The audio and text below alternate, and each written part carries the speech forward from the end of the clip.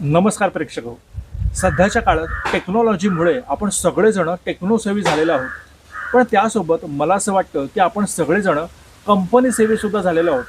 म्हणजे एखादी वस्तू, एखादा प्रॉडक्ट जर आपल्याला खरेदी करायचं असेल तर अमुक एक कंपनीचा प्रॉडक्ट खरेदी करावा असा सहज विचार आपल्या मनामध्ये येतो.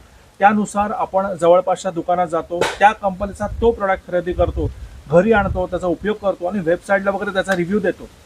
मग असे अनेक प्रॉडक्ट आपल्या दैनंदिन आयुष्याचा भाग असतात. त्यातला एक प्रॉडक्टबद्दल आज आपण जाणून घेणार आहोत, तो म्हणजे साबण. आणि साबण खरेदी करायचं म्हटलं की आपल्या डोळ्यासमोर अनेक कंपन्या उभ्या राहतात.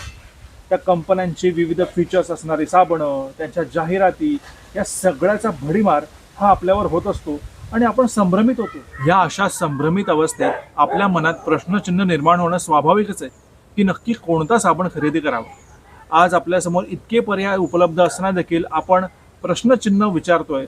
मग पूर्वीच्या काळात जेव्हा ह्या कंपन्या अस्तित्वातच नव्हत्या, माणूस पूर्णपणे निसर्गावर अवलंबून होता, मग अशा वेळी साबणाचा पर्यायी माध्यम म्हणून ते कशाचा वापर करत असतील? रिठा. चला तर मग या नैसर्गिक साबणाचा म्हणजेच रिठांचा वापर कसा करायचा ते आज आपण पाहूया. हे आहे रिठाचं फळ.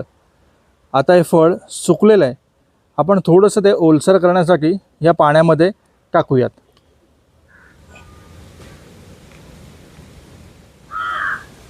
या फळाच्या सालीमध्ये सॅपोनिन नावाचा एक घटक असतो. त्यामुळे हा घटक पाण्यामध्ये असा मिसळल्यानंतर एक फेस तयार होतो.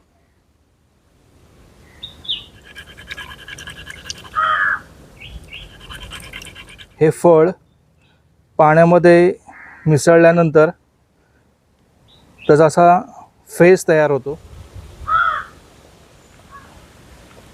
प्रेक्षक हो, रिठा हे फळ पाण्यामध्ये जितकं तुम्ही मिसळाल तितका त्याचा फेस हा घट्ट होत जाईल. हे फक्त एका रिठाच्या फळाचा फेस आहे.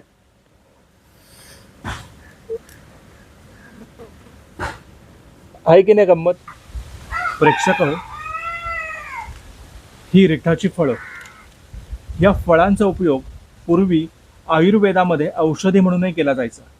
त्यासोबत घरगुती वापरासाठी म्हणाल तर कपडे धुण्यासाठी, त्वचा धुण्यासाठी, केस धुण्यासाठी, सोन्या चांदीचे दागिने धुण्यासाठी या फळाचा उपयोग केला जायचा. पर्यावरणपूरक, रसायनमुक्त, जैविकरित्या विघटनशील असणाऱ्या निसर्गाच्या कंपनीचं हे प्रोडक्ट तुम्हाला कसं वाटलं हे तुम्ही कमेंट बॉक्समध्ये अवश्य कळवा आणि हा व्हिडिओ जास्तीत जास्त लोकांपर्यंत शेअर करा. धन्यवाद.